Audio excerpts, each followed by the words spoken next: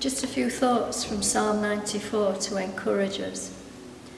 Verse 12 from the Message talks about how blessed is the man you train, God, the woman you instruct in your word, providing a circle of quiet within the clamour of evil, while a jail is being built for the wicked.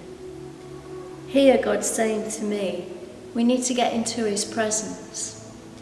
We need to build a circle of quiet around ourselves.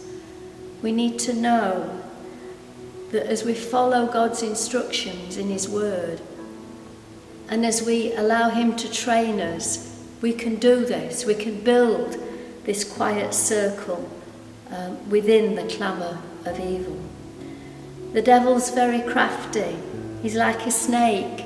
He rises up and he gets your attention and he draws you in. And God is saying, don't do that. Don't look at him. Don't look at the clamour of evil. Look at me, because here lies your peace. Here lies your security.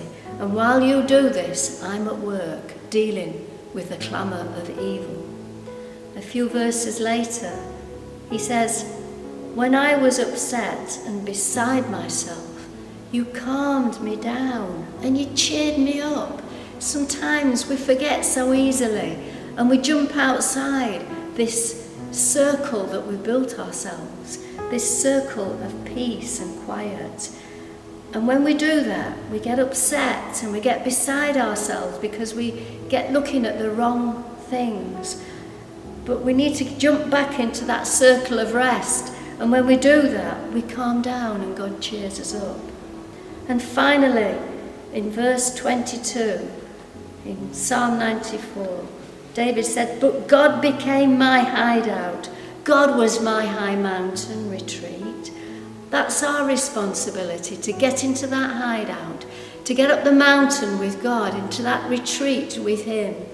And when we do that, the last verse comes into play. When I did that, then boomeranged their evil back on them.